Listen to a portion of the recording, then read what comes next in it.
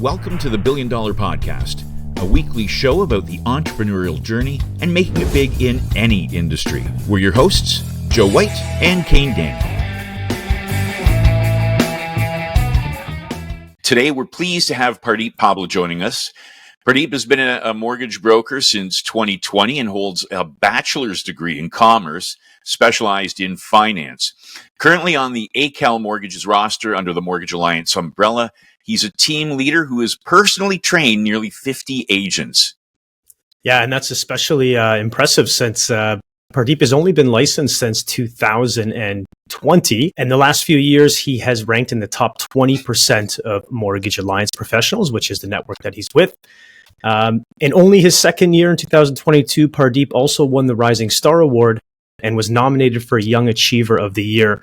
That is quite an accomplishment for year two. And Pardeep, great to have you with us. And maybe if you can, just tell us a little bit about yourself. Thank you so much, Kane and Joe, for having me on. Thank you guys for talking about my accolades. It boosts my ego just a little bit, so I love that. A little bit about me.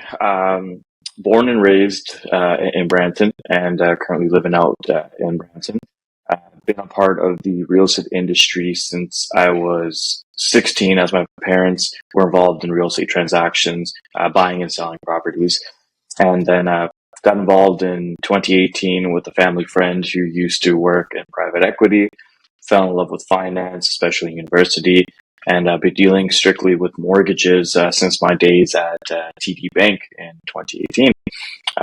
And honestly, I think I found my calling, which is very rare for people to say. Yeah, absolutely. What prompted you to get into the banking industry, the finance industry, and get in with the bank initially? A lot of things. So the main reason why I got into finance is because my dad since I was a kid, my dad has been very, very smart with numbers, finances, and instilling financial behavior in us. And one thing I realized when I specifically wanted to go into banking is that I loved working with individuals to achieve their financial dreams, whether it was investing, whether it was helping them plan for their retirement, whether it was buying a property, or even just saving a few dollars a month to allow them to enjoy the beautiful things of life. We've worked with clients specifically for investing in their future, for helping them save some dollars to pay off debt, and that feeling of that. And I feel like that only could have been accompanied by working in a bank and learning all the nuances of banking. Now, Pardeep, when you left the bank, was that a very conscious thing? Like, did you think about that a lot before you went on the broker side? And how did that happen? Tell us a little bit about that. So that was I want to say it took me 3 months to make that decision. And it was also much more difficult because COVID lockdown happened right in March. Mm-hmm. So everything was already just in shambles. Like everything shut down. Nobody knows what's going on. And on top of that, having an existential crisis of what do I want to do with the rest of my life? So being the first person in my family to be self-employed is a very proud thing I'm happy for, and my parents are, but it was very scary. Going from a secure job with benefits, fixed location, offices, clients coming through the door, and knowing that my paycheck is going to come every Thursday night and it's going to be, X amount of dollars and I'm good was nice, but I felt like I was missing something. And that drive is what I was missing, which I realized mortgages and being self-employed would push me to do. And jumped right in. I mean, back then there was not much available information online because everyone was transitioning from that physical learning space to online learning. Right. So the very first thing I saw when I just typed in how to become a mortgage agent or what is a mortgage agent, and first thing that popped up was Joe's beautiful face for Renick, and I was like, okay, what's going on over here? What is Renick? What's this? What's that? You're successful. You've got your smooth talk. No, you definitely got to be. You definitely got to be smooth. You got to back it up even better. And absolutely. So that's cool. What when you got in, when you found out about the industry and you made that, or you decided to make that leap, it's a lot of people get into it. They're pumped when they first get into the industry. And, like anything, it's like you buy a house, you're obsessed with the house. Everything in your life is about the house. And then 3 months after you've bought the house, it's just the place that you go home now and you sleep, and that obsession is just evened out a bit. So when you got into this industry, and it took you those 3 months to make that move, you must have been thinking about it constantly and researching. And when you got into it, and that excitement maybe started to even out, what has kept you motivated? What's really kept you kept that fire burning? You're definitely right. Definitely right. I was very conscious of the decision, and I was very scared and worried. And especially being, how old I was 20, 24.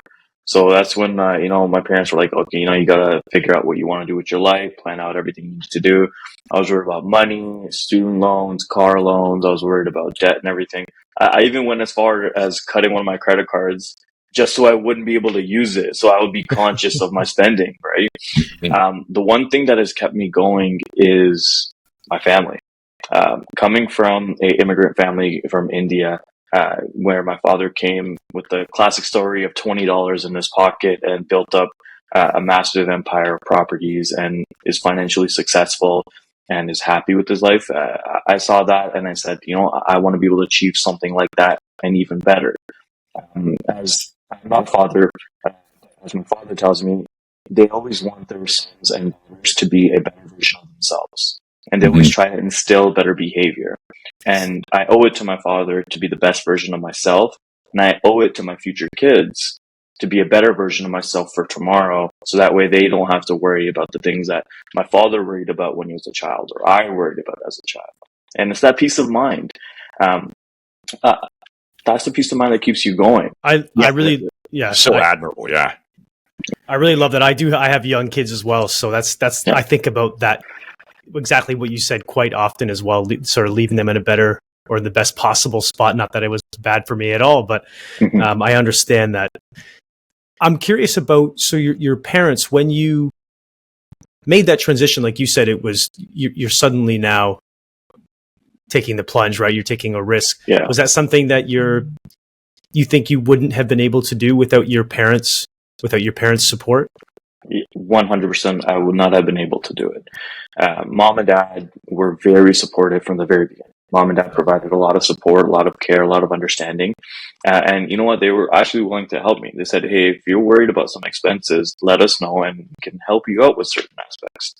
And they were very kind and supporting. But me being who I am, I said, you know what? Like, I have 6 months of savings set up so I can live 6 months comfortably. And you know what? If I eat just Mr. Noodles or Top Ramen, I can stretch that to 2 years. But I still like to eat, my McDonald's occasionally. But they were very supportive, especially considering the fact that they were never self-employed. They had their standard 9-to-5 jobs, and they stuck by their 9-to-5 jobs because they wanted that security. So for me to jump into something that was very, very different and uncomfortable for me, and physically uncomfortable for them as well, to see me in those situations, they provided so much care and support. And I wouldn't honestly be here today if I didn't have that support network at home. Yeah, that's amazing. You mentioned something that just stuck in my mind. You mentioned about having that 6-month buffer. Yeah. And how long did it take you to start being self-sufficient? Like, how far into that 6-month buffer did you go? Because a lot of people coming into the industry actually don't give it as serious a thought as you have. So I went about a month and a half in without doing any deal. And my very first deal actually came from a friend of mine who purchased an investment property. So it was very nice. I got to learn a lot of the different processes associated with brokering outside of the retail banking space. But it was very, very difficult to save up, because especially with today's generation, a lot of people, especially my age, love to go out, love to go have a drink, have a nice steak. They want to buy the flashiest cars, flashiest watches. And it did feel it did feel hard at times because I felt disincluded from certain aspects of, I would say, postgraduate life. Like my friends Right. wanted to go out and they wanted to, go to a nice steakhouse. I was like, you know what? Like you guys do your thing. I'll meet up afterwards because I know that bill would have been like $200-300. So saving for me was very crucial because I knew the goal I wanted to have, and that was being financially free at a certain age. And I knew to attain that, I needed to take certain risks, but I also needed to be much more conservative with certain items. So to save that 6 months, it's not very difficult, right? You can increase your expenses as much as you want. You can also decrease them as much as you want. Mm. So as your income increases, just make sure your expenses stay the same. If your expenses are 20,000 and you're making 100,000, now you're making 120. That doesn't mean you increase expenses by $2,000-3,000. That means save that extra money because you might need it for a rainy day. I think that that's such an important thing you just said. And if I could just summarize, it's about making sacrifices when you need to, and making sure you stay disciplined. I think that's a big one that we hear a lot about, especially Most those people don't, right? Most you're people, right. like when you say, and I'm sure you see this with your clients, somebody that's making 120 now has that additional income and they spend it. Most people live to their means, not within them. And some, even when they get a credit card with a $15,000 limit, now it's like they have another 15,000 to spend that year. So the way you looked at it was very mature at your age as well. You sound like Definitely. my wife, Joe. What's that? Extra 15,000 to spend this year. Oh, don't get me started. I don't know if you guys look online or see like TikTok trends, but there's this TikTok trend. It's called girl math. And what girl math is, it's just like, I have, if I technically put $50 in my Starbucks account, Starbucks is free. Yeah. Anything I pay with cash is free.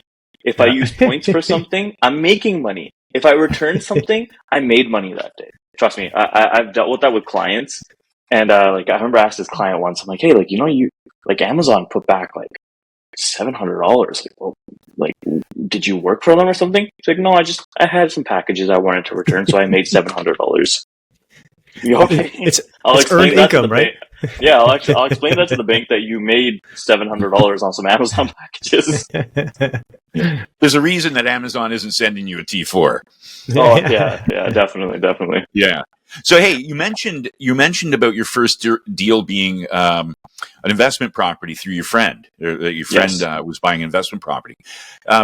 How did you find getting that deal? So, in other words, what were your early activities when you got into this field and you started to promote yourself? How did you go about doing that? I can't even remember the amount of hands I shook.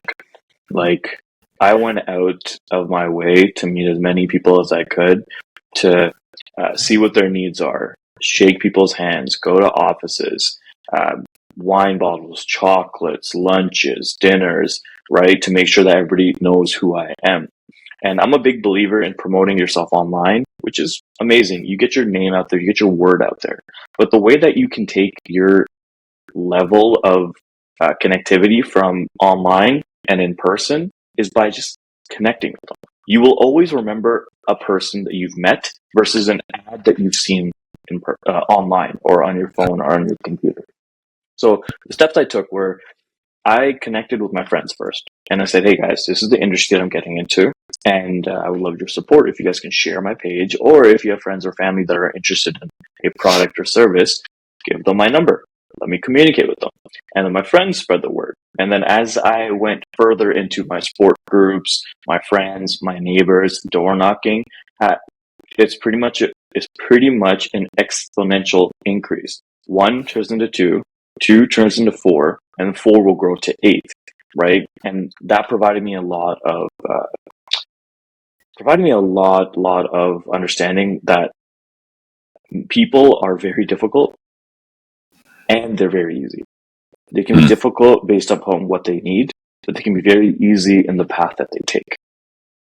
And in this case, the investment property, a lot of people said, investment properties are very difficult for the first time because you have to look at rental income, you have to look at their personal income, you have to look at the appraisal, you have to look at the lease agreements, the deposits.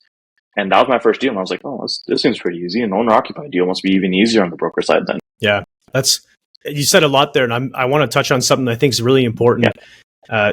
Joe mentioned it a little bit. For those coming in to this industry as a mortgage agent that are brand new, and you mentioned shaking a lot of hands, getting out there, connecting on social, and humanizing that, so you're actually meeting people. I think that's super important. I'm wondering if you can maybe give just an example to get a little bit granular for someone that's coming in saying, what do I do on social? What do I do my first week? Like what is it specifically that, like, literally you went door knocking, and what was your kind of message about? How did you formulate that? If you're not living, eating, breathing your business, you're doing it wrong.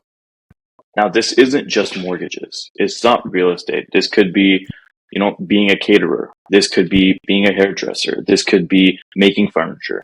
If you are self-employed, if you are not living, breathing, eating your business, you're doing yourself a disservice. Because when you're going out to restaurants, everybody needs a certain product or everybody needs a certain service. If you're going to restaurants, you can talk about it with your friends, with your family. Obviously, I'm not saying on Thanksgiving dinner table and start pitching, the new product from Scotiabank to your grandpa that you've seen after 6 years. I'm saying discuss what your product is, right? And the best way to do that, whether it's your first weekend, first month in, or your 10th year in, is engage with the people in front of you. You never know who is a client. You never know who could be a future client, but you definitely know the person that's in front of you. So engage in that conversation, whether it's meeting with realtor partners, meeting with lawyers, talking to accountants, or even creating a referral network that you can connect individuals to other referral partners. New agents fail at this. And it's very crucial where you need to be able to speak, communicate, and connect. Whether you get the deal or you don't get the deal, whether this is a referral you're passing for construction or not, as long as you're engaging with that client, you're going to get some sort of business with them. And that's where people lack. Go meet people, connect to people, post videos online, post content online, communicate with everybody around you. And I cannot stress that enough, because if you're doing this for 8 hours a day, there's somebody doing this for 10 hours a day. If you're doing this for 10 hours a day, there's somebody doing this for 12 hours a day. You got to be the best version of yourself to be a better version for the future. Yeah, that's very cool. And it made me think when you were talking about around the dinner table, that a lot of especially new agents coming into the industry don't know how to approach their family. They think their family is going to look down on them because they're new. But you know what? It's like you mentioned, having that conversation, and stories are huge when it comes to sharing what you do in a very passive way. Like, it reminds me of sitting around a dinner table and, so, hey, how was your week? What have you been up to recently? And then you just drop in a little story about how you've helped someone, and you're not promoting yourself. You're just chatting about what you're passionate about and what you're good at. And that really resonates. And what you mentioned earlier about people remember meeting people and those interactions much more than they do ads is so vitally important, I think, for everyone. Especially, it doesn't matter, right? Like you mentioned, it doesn't matter if you're in this industry, any industry. It's important to remember that, I think. I think it's also important. Sorry to interrupt, but Joe and I, Joe, do you remember we met? We have lunch at our office sometimes, a restaurant downstairs. We met this guy there, and he sold lots for burial lots at like a cemetery. So that's a tough sell, right? To have that conversation. But he, over probably an hour, we had a drink, and he was down there talking to us, and it's like he gave us his card, and he almost sold me on buying a lot now in my at the time it was my early 30s, right?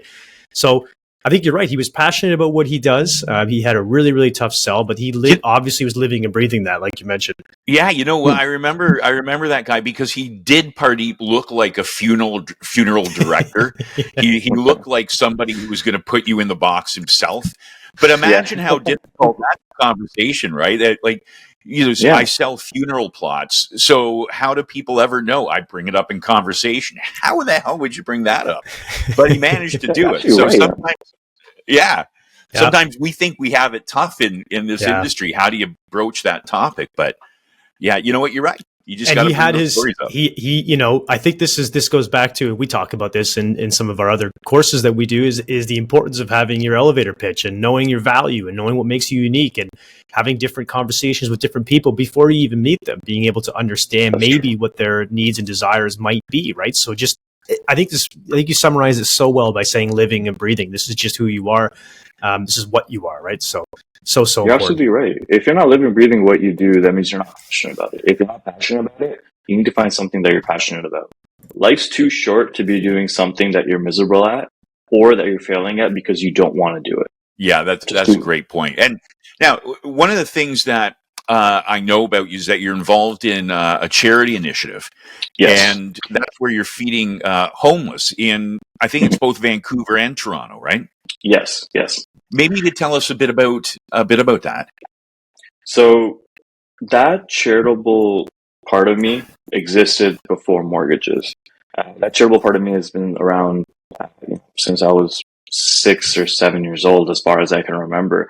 My father and my mother have always saved up as much as they could to donate to either Meals on Wheels, Save a Food Bank Canada, or even sending money back home to India. My mother and father had a rough childhood, especially when it came towards living in the farm, not having excessive brothers and sisters and not able to earning proper incomes, but then coming here and then watching what they eat and spend. And they didn't want people to worry about one main thing, and that's food. And there's so many things out there. We pride ourselves as a family in making sure that we can help people with two things: housing and food. Housing, my father got into real estate, purchasing properties, and we help individuals that cannot get rooms for themselves, whether they're student rentals or whether they're down on their luck with if they need help because they're recovering from something, or it's a young mother with a kid that needs a home to stay in. And with food, we provide food because uh, having a nice meal can make a bad day just a little bit better. You've had a rough day, you come home and you have hot food. It really caters to those individuals. And we have family back and living here in Toronto and then also in Vancouver. And we do this every year. A couple of friends get together, and just about 2 years ago, a few of the friends got together. Some real estate agents, some lawyers, some regular individuals. We don't really promote this, but we do this because we want to do it for the best sake. And part of our culture and our traditions and our religion of Sikhism is giving back to people that need it, being the caregiver and the caretaker, and also the provider for individuals that cannot, fend for themselves. And providing that solace is crucial. And it's just something we do, just not only for the goodness out of our hearts, but it also is, I'll be honest with you, charitable giving is amazing. You do it for a selfish reason and a non-selfish reason. Non-selfish to help people, but selfish because you do feel good inside because somebody is able to eat, is able to be happy. And we've been doing this for, I want to say, me and my family have been doing it for like 22, 23 years. And a couple of Wow. friends for different friend groups have been doing this for about, I want to say, 7 or 8 years. We have a car group. What they did was they used to take toys for the kids that were in the sick kids hospitals, and they would take the toys and drop them off. And this car group, there's people that are very wealthy that own different vehicles such as Lamborghinis or Ferraris, and they would bring them to the hospital so the kids that couldn't go home for Christmas are able to sit and see the cars. Then we have another friend group Wow. that strictly just does donations for Salvation Army. A lot of women need sanitation pads, baby wipes, beans, proteins, milk, where all they do is 4 times a year put $200-300 together. So 10 of us, that's $2,000. $2,000 can go a long way to get that. And then in the wintertime, myself, a few people from my team, family members, some friends will put in $100, $200, $300, and it's a numbers game. There's 10 of us, $300 each. That's 3,000. You can get a lot of pizzas. You can get a lot of toothbrushes. You can buy a lot of hand warmers and just give that out. And that's what we did last year. In Vancouver, we ran a bigger initiative where we got 2 vehicles and just fully loaded them with pizza. I think we had over like 300 plus 250 boxes of just like cheese pizza and vegetarian pizza. We had chewy bars, protein bars, water, and we gave it out. It was snowing that day and we decided to give it out for the people that need it. And that's a crucial part. I love charity. Like, again, it's something I live and breathe and eat doing, because you give good, good will come to you. That is Yeah, that was a the long best tangent, kind yeah. of no, but that is obviously you're passionate about that, and that's amazing, Yeah. super important. Love to And hear that. what a great way to feel good, right? Mhm. Yeah. Like you say, you do this for unselfish reasons to help people, but also selfish reasons to feel good about yourself. And I think when you have that, when you're doing something like that, something charitable, and you feel good about yourself, that just resonates throughout your entire day, and everybody you come into contact with Yeah. makes you a better person, and it makes people around you who know what you're doing better and happier. So I think it's a And, great win all the way around. and No, Pardeep, you're definitely right. if anyone listening does want to get involved in any way with what you're Yeah. doing, is that Mm-hmm. possible, or is that something that's just? Definitely. And how would they do that? Do you have a page or anything you can give us that Yeah, they could so go we to? don't really promote this as like this and that. If people want to give, they can give, right? You guys can go to my Instagram. It's Pardeep.Pabla. We all the proceeds go towards what we need to buy, whether it's from Costco. We send receipts, we send proof of what we've spent, and anything extra that we need to spend, we put in extra money. We always make sure that we have a budget, and we always try to go over that budget to make sure that people know, hey, this was a budget. We spent all the money. Now Pardeep or Pardeep's dad or our lawyer friend or our partners are putting an extra $100 or $200 just so we can pay that off. And there are times where I've spent an extra $600, $700, $800 just to cover items. If you guys want to get involved, go to my Instagram page. You guys can send me a DM. You guys can send me an email. My email is also on my Instagram page, or you can just Google Pardeep Pabla, and my contact information is almost public out there. Just don't come into my house. That's everything else is fine. Just don't pull up at my house with cash. We'll be good anywhere else. Yeah, that's amazing. Something else I've been thinking about in Kane and I talk about this a lot, and I'm sure you have water cooler conversations with your team and the guys, at ACAL are forward-looking thinkers as well. Definitely. Where do you think the industry's going, and do you have a vision of how you see the industry over the next few years?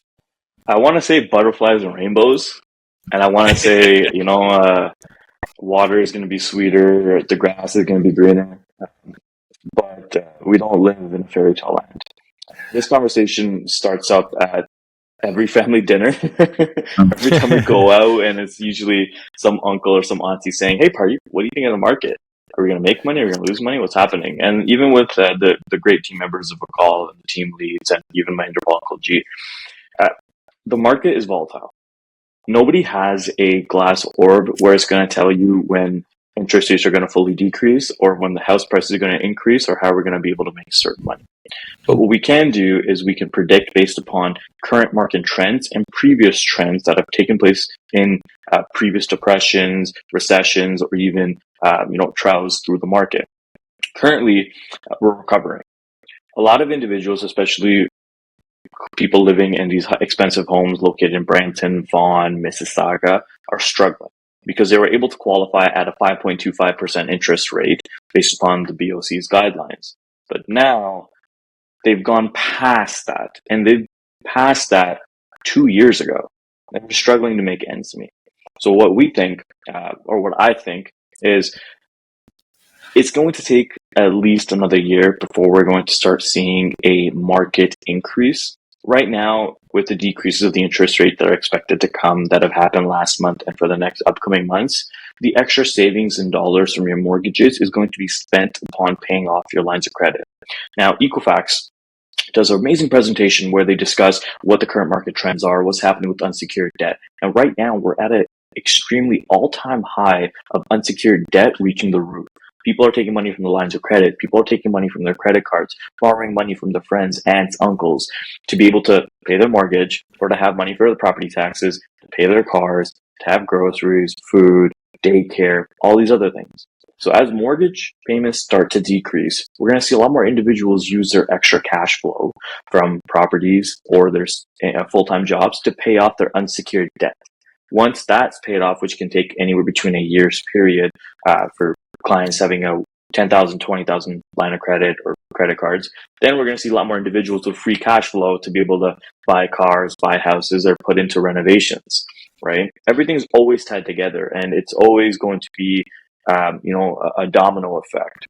The market started decreasing when the interest rates rose. We had unemployment rise. We had credit card spending at an all-time high to be able to afford basic necessities. We had people not purchasing vehicles, renovations, or expenses like that. It's going to fall back the same way. Fascinating outlook. Yeah, it's been a bit of a ride, right? Yeah. And people have had to adjust. I was just reading an article about how countries worldwide owe more than ever before. It seems like everybody's fallen into that trap when money was cheap. When you look at the industry, I guess in more general, or more specifically, I guess how you impact the industry. Do you have any plans for the next few years and how you plan to keep impacting the industry? Oh, I got some big plans, right? I don't know if I should sit here and do one of these or one of these, but You I got have some big big share. plans for the industry. Yeah. I just need to like a dog or a cat, just start heading them out. But I have a goal, right? And that goal has nothing to do with money. That goal has to do with families. And what we've noticed is that when times do get tough, we help each other out. Right? When there's problems, if people need cash, if friends message me, family messages me, or even clients that are in needs, right? We help people out.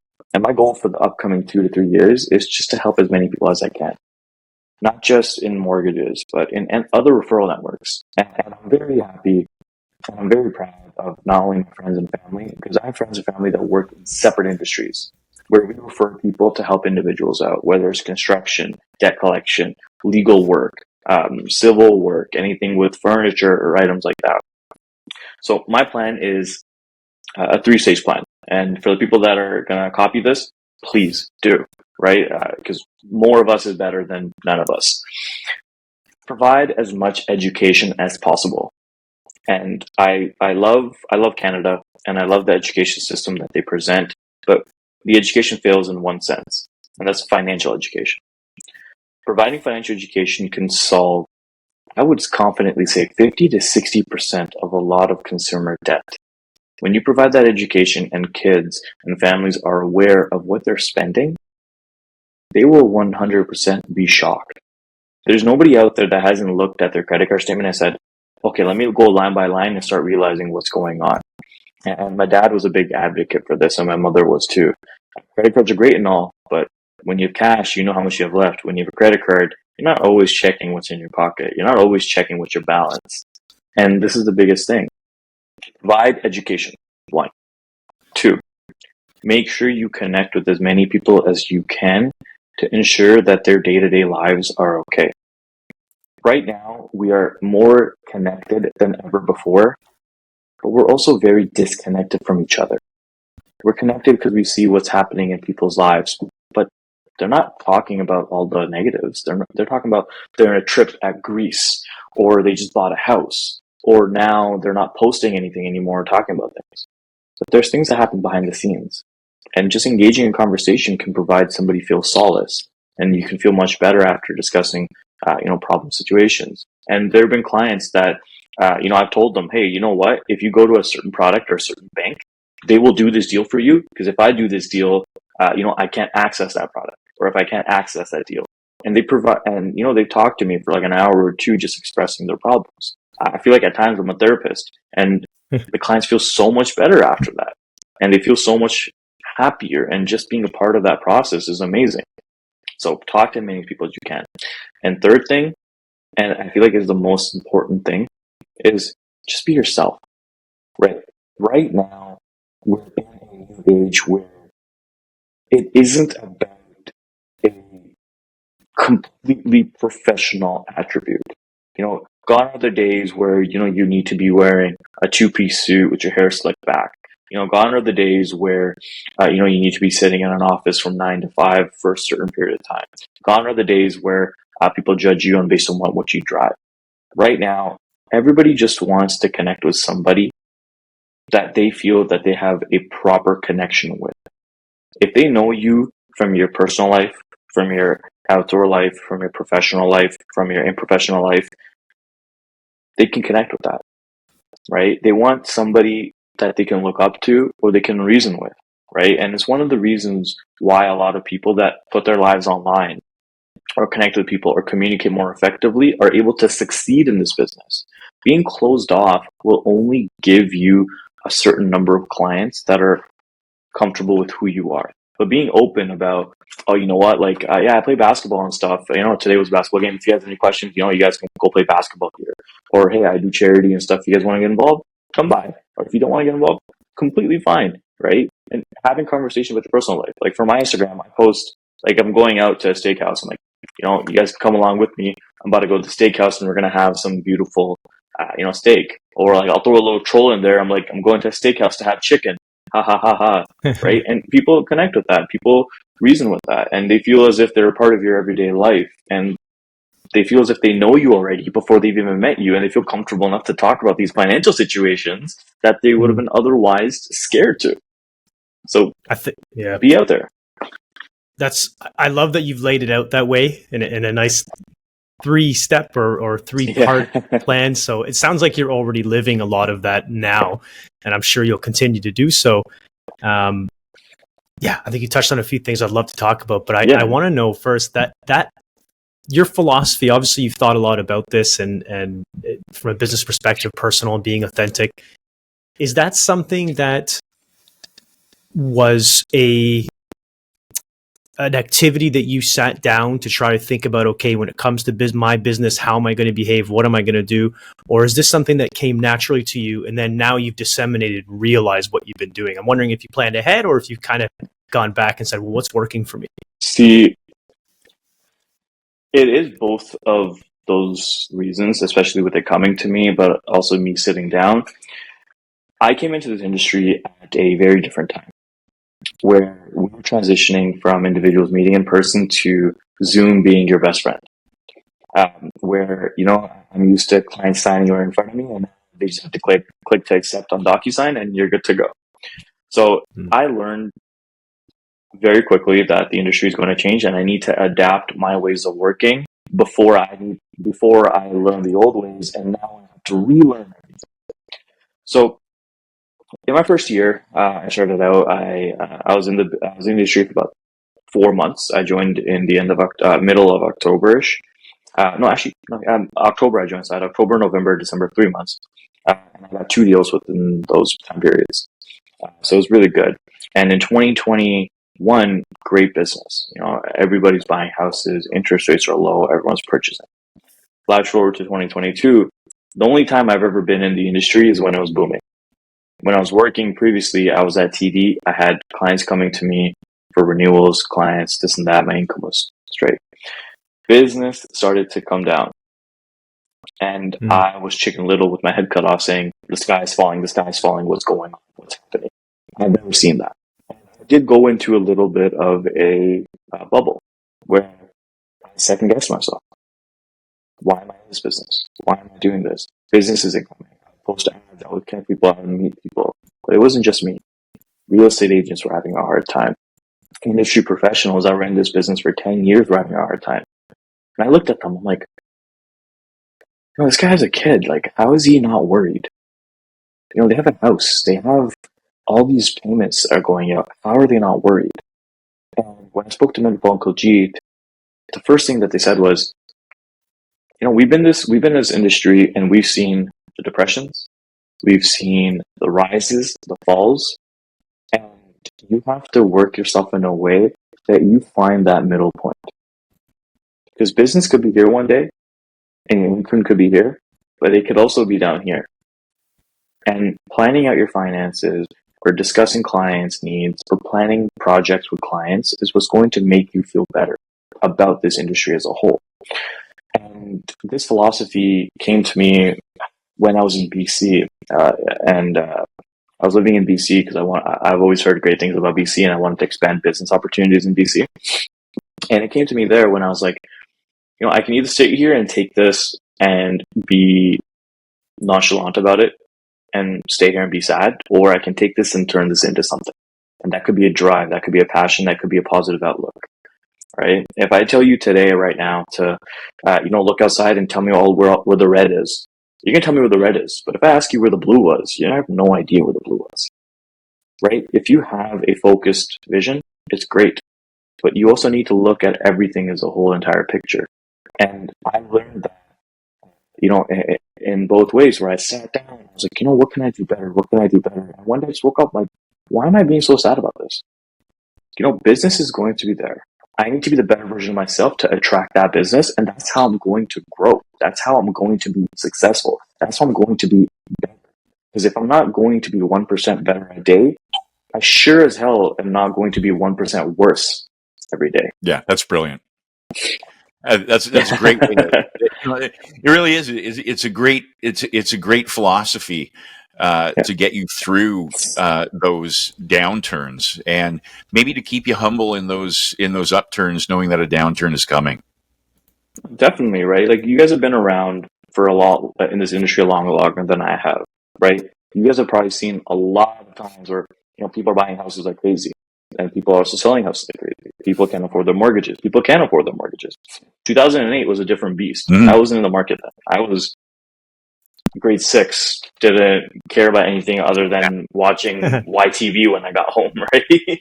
So you guys have seen that, and you guys have been through it. And now I can educate other individuals and say, hey, you know what? Yes, the market's going to have a downturn, but you need to stage yourself well, because this is the moment that's going to make you outshine the rest of the competition. Yeah. Everybody makes money in a great market, but the true agents shine when it's a down market. And that's the crucial part. I love that advice. I think that's it's such important information for those that are, especially that are new, that haven't seen, as you mentioned, those down times yet. So making sure that they understand their role as an advisor, as a trusted advisor, educating themselves, and really coming through the other end much better than when they entered. I love that. I'm wondering about what you think in regards to the emergence of, we all know the technology coming through now and how that might change things in different industries. Have you considered that for your role, the role of brokerages, the role of agents? What do you think may happen, and what are you doing about that, or what are you thinking about that, if anything? So, yeah, definitely, right? We're in a digital age where AI is in your hand. Everybody has ChatGPT on their phone or on a web browser. Everybody is able to see what's on Snapchat or what's with this Meta verified products. Having the technology to expand your horizons is always amazing, right? This allows even the consumer to be educated on certain products and needs for themselves. Now, for a broker standpoint and a brokerage standpoint, adopting these digital techniques and technologies is only going to push you ahead of the curve, right? Now, if we go back 25 years, right? Back then, the way the mortgages were done is you come in, this is your payment, you want this house, here you go, done. Loans were approved within a day or 2 days, but the process to talk to them, meet clients and everything took a longer period. One of my old branch managers told me that when he started out, they used to keep whiskey in the offices. You would have ashtrays at the tellers, right? They would be giving cigarettes out as like gifts. The branch manager used to keep a shotgun in his office, right? And times do change. Times changed when the financial crisis in 2008 happened, where individuals became much more aware of, hey, you know what? We're not always going to be making money. Times changed in 2018 when we had a small housing bubble, where people started realizing that if they want to be able to afford their home, they need to start saving earlier.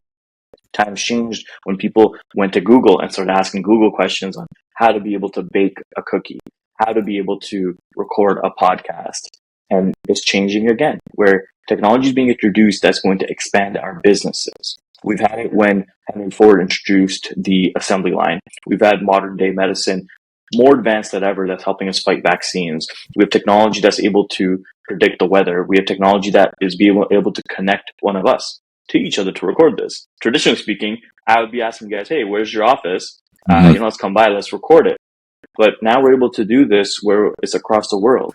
And adopting these technologies, whether it's DocuSign, Zoom, using AI, or looking at ways to connect with your clients, whether it's sending them e-cards, sending them any form of online invites, or connecting with their needs or following their lives on a day-to-day basis is crucial. And from a brokerage standpoint, there's so many tools and resources out there now where you're able to grow your business to unlimited heights. And that's all due to the resources that we have. Whether it's promotional posters, whether there's going to be Canva where you're able to make ideas, whether you're able to record a podcast now while being so far away, whether it's even working from home, right? One of the things that I live by and I really, really, really love is AI. AI has now not only made a lot of our jobs easier to do, they've also made it a lot more difficult because there's so much education now that you're expanding your minds to reach new heights. AI has allowed me to not only be a better broker, right? Shout out to Dustin Woodhouse, but be a better broker in the sense of learning what products and initiatives there are, but also learning more about myself on what I can do to meet clients' needs. And that's crucial. That's huge, right? If we're better every day, by learning through technology, we're going to be better for our clients and for our services. Now, do you see that changing over time? I mean, as the role of the agent changing, because as technology increases, things like seeking out products, for example, a lot of the back end stuff may not be necessary as a mortgage broker. And I think a lot of other roles as well. And so it might be that you are, we talk about this often, more relationship driven, right? And that actually makes the value of connecting even higher with the emergence of technology. But do you agree with that? Do you think that that's where it might be going in the next 2-5 years kind of thing? I do think that that is something that could happen, but do I think it will happen? Not necessarily. When it comes towards anything that we do, whether it's finances, video editing, software development, or new modern medications, we do require a humane aspect to it. And for everybody out there that could be listening and thinking, no, AI is going to come in, AI is going to do this. When you call a company, are you always waiting to talk to a representative, or are you happy with just speaking to a machine? Chances are you're going to be wanting to speak to a person. Chances are you're going to feel better about reasoning with somebody. Chances are you're going to get a better response out. Now, as machine learning increases, as we have new technology being introduced, we could have a shift and divide. But that shift and divide is not going to segregate us from the mortgages or mortgage aspects that we do. It's going to enhance our total experience with the overall products that we're going to have. When DocuSign was introduced, everyone said, oh, this is going to leak personal information. There's privacy and protected policies and proper protocols to encrypt the products that they have. And now people prefer it. When Zoom came on, they didn't want their face being recorded. Clients understood and realized it was being protected. When Face ID first came out with iPhones, I remember everyone was saying, oh, they're scanning your face for biometrics and they're going to be making a clone of you 5 years down the road and this is going to happen, Y2K, this and that, right? But it's all to make our lives much more convenient, and it's to make our lives much more easier. That humane approach is going to be needed, but there are also going to be different aspects of our business that are going to be taken over with machine learning or taken over with that whole process of verification. And one thing that I love about this, and an example I can give, is clients love to speak to somebody that's very knowledgeable about this. About the finances, they want to make sure that they trust that individual because they feel connected with that.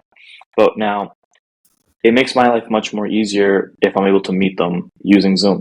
I'm able to send DocuSign packages, and it makes their life much more easier because they're able to review and process things at their time and at their leisure. Now, when I deal with banks, and one bank I love is Community Trust. They have an online portal where you're able to upload all documents, and it shows you the live progress of how the deal is going, which I can use to provide the clients with a better update, a better procedural approach. When it comes towards marketing, and you guys probably have this as well, marketing analytics provide you so much information on how you can grow your business, seeing your target audience, male or female, where the clients are, or how your overall picture is going to be and who you're getting. And you can reach the audience. So I do believe that we're going to have a divide, but that divide is going to be more of a benefit to one another, where we're going to have machine learning that's going to be replacing certain aspects to make our lives easier, but it's going to be interconnected with us to service agents and service clients to make sure that they feel up to date with the current market trends. We're all going to be cyborgs. That's what I'm hearing. Yeah. I'm down. I can have a robotic eye right here. I can scan through 400 pages of documents within 10 seconds. I would love that. I would love that. If I can go through bank statements in 10 seconds, please, whoever is making that right now, send me the link. I'll put money in. I'll invest. Right? No worries. I'm sure it's coming for as an investor. I hope so. I wanted to touch on one more thing, and Joe, I'm sorry if I interrupted your thought there, but you touched on something earlier, and I think it's important. I think it's important for all our listeners that having, we see social media, we see all the successes, we talk a lot about success and doing well. I think what's often missed, especially in these types of things and podcasts, is some of the failures or some of the challenges that we all go through. And this is one of the reasons why we've created our community Agora to share those challenges and failures to teach others. So I'm just wondering if anything sticks out in your mind about something that I don't want to say failure, but maybe something you may have done different or something that you've learned from, that you've learned a lesson from.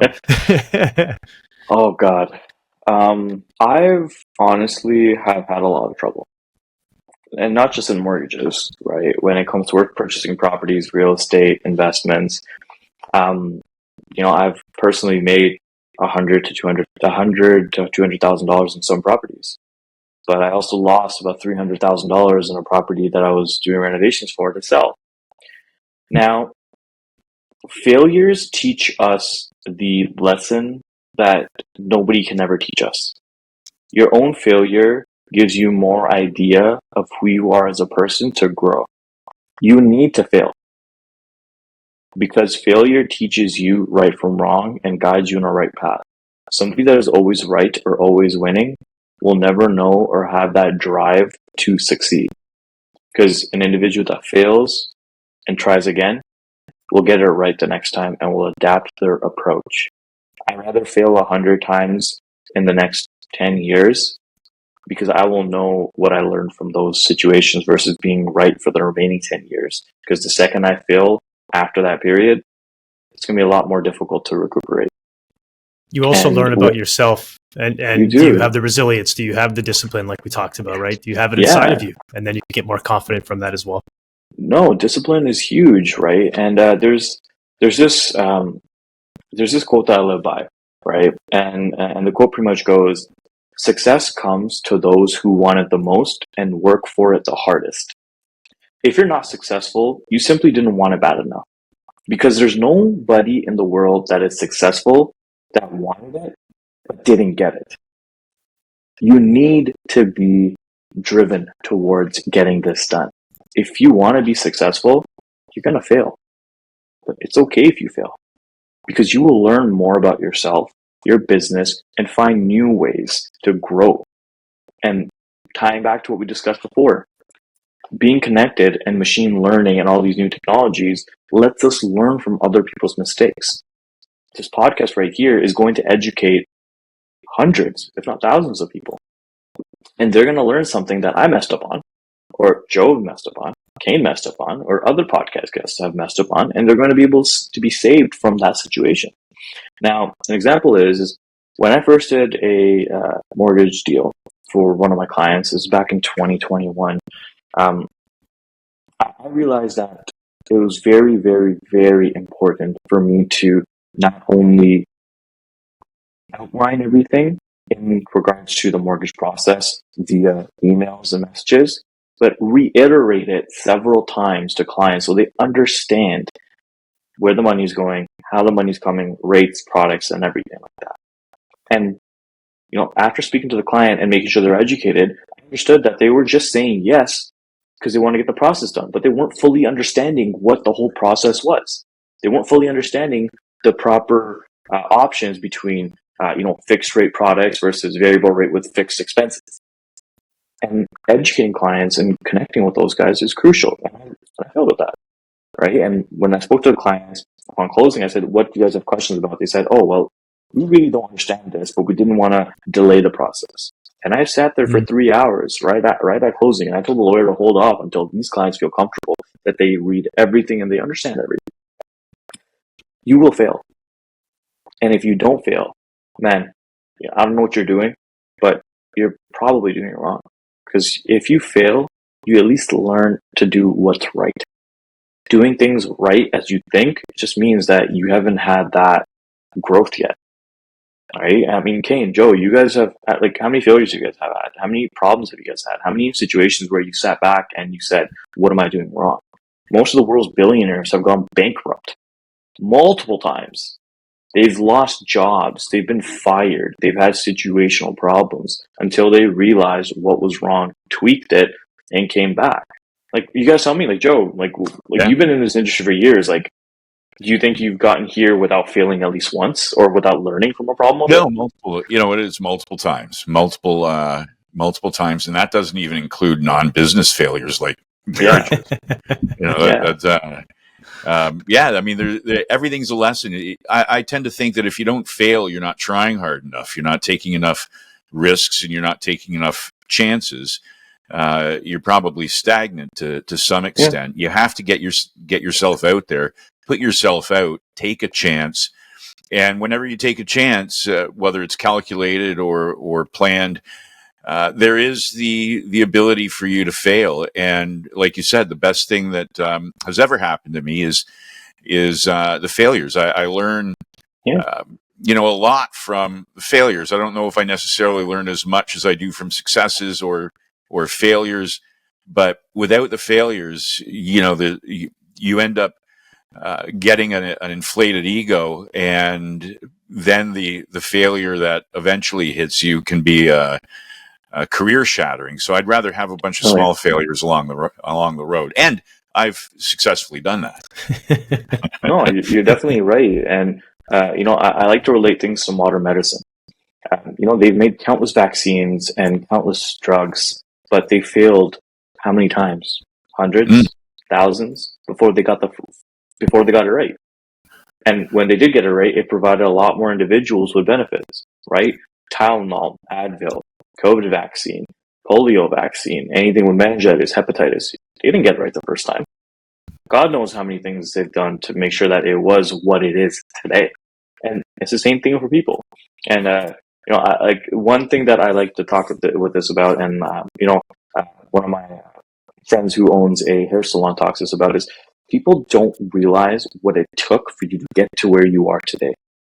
And this is associated with, for the brokers, listen in, if people ask you, why are you charging $2,000? Why are you charging $1,000? Why are you charging this fee? It took a week, it took a day, it took this. It could take whatever time it needed to take. But through the failures of your past and you spending 6, 7, 8 years, months to learn that business, that's what you're paying for. That's what you're learning. You're paying for the experience. You're paying for the expertise. You're paying for the knowledge, right? I spent 4 years in university to get a degree in finance because I wanted to make sure that I have the textbook rule of finance. I know the textbook education of finance. I worked in the bank to realize what happens behind the scenes and in the client's mind.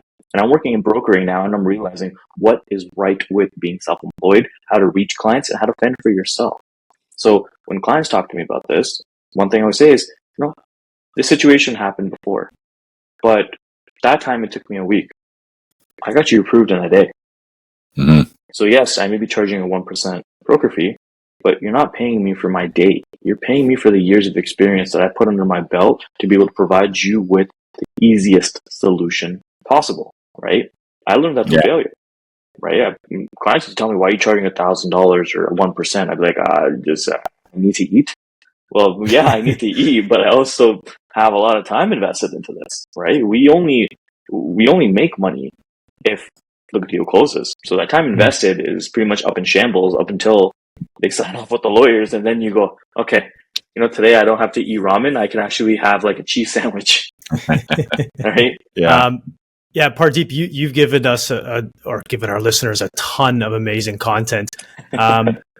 Is there anything else you want to leave our listeners with, or any advice you might have for someone just becoming an entrepreneur or looking to get into mortgage brokering? Any final thoughts? There are very few people that I look up to, right? And I actually seek advice from. And in the digital age, it's always crucial to find a mentor. It's always crucial to find somebody you can learn from. Try reaching out. There are no stupid questions. Connect with as many people as you can. Learn as much as you can. Even mimic certain situations. Bread is everywhere. You go to the store at No Frills or at Walmart, there's 20 different companies selling the same thing. They're all making money. It doesn't matter if there's so many agents out there, so many brokers out there. You all have a piece of the pie, right? And I'll relate this back to like the quote that I discussed before, right? Success comes to those who want it the most and work for it for the hardest. If you're not successful, you just simply didn't want it bad enough. Because if you wanted it bad enough, you would do everything. I mean everything in your power to be successful. Turn your mind off and look at one goal, and that's to be the better version of yourself. If you're okay making a certain amount of money, make that money. If you're okay being in the top 1%, be in the top 1%. You want to have more time for your kids? Have more time for your kids. You came into this industry because it's much more time efficient. You've already met your goal. But find out what your goal is and go for it. Find a mentor that you can learn from and go for it. Find clients that you can meet in person or online and go for it. If you don't take that first step, you're technically just walking backwards. Always look into the future. Always work hard. Always do the best that you can do. Never chase a dollar, but always chase the happiness. Because the second you chase the happiness, money will be right behind you following you. Well said. It's been an inspiration. And I think that those coming into the industry, and those are already in the industry who may be struggling a little bit, are going to find your words of wisdom very inspiring and uplifting and hopefully motivating as well. So, Pardeep, it's been an absolute pleasure having you with us today. No. And we can see why you're so successful. You have that infectious motivation and that desire to give back. So thank you so much for being with us. We look forward to having you back again. And definitely, I'd love to be back. Like, this is amazing. I feel like this is just like you guys killed it with this idea. I love the name, the $1 Billion Podcast. Like, you guys are doing such an amazing service towards helping educate and helping provide clients feeling more connected, and especially with learning opportunities, right? Because right now I'm a client to you guys, right? And even with other brokers, right? I could be a client towards a broker in the future. Take care of whoever's in front of you, right? When you look at other people, they're not just your clients, they're not just your brokers, but they're people seeking advice. So thank you guys for having me. I would love to come back. I would love to sit here and talk about mortgages every day if I could. Same here. That would force me to learn more too. And Pardeep, just before we sign off here, one more time, if you want to give maybe your Instagram handle or any other links you might have. Definitely. So my Instagram is pardeep.pabla. You can Google me, type in Pardeep Pabla, or you guys can give me an email at info@pardeeppabla.com. If you guys need advice, whether it's deal related, not deal related, if you never need advice for life, if you just want somebody to talk to, sometimes, you can talk easier to a random person than you can to somebody for yourself. We're here to help. We're here to help grow. Instagram, pardeep.pabla, email info@pardeeppabla.com. My phone number is on my website. Give me a call. Not at 2 a.m. though. But if you need to, call me. It's fine. I can help you out. I have clients call me at that time too. Until you have kids. Reach out. Oh yeah. Trust me, man. Oh, I'm excited. I want to have kids, and I'm excited for that journey. So hopefully, when I come back, I have some more insight on that lifestyle. Definitely. Awesome. Thank you, Pardeep. Yeah. Thank you so much, guys. I really appreciate you guys putting this together. Thanks very much. Thanks for tuning in to the $1 Billion Podcast. Make sure to subscribe to the show so you never miss an episode. For more in-depth entrepreneurial insights, follow us on social media. And for more info on the show, go to $1billiondollarpodcast.com. See you next time.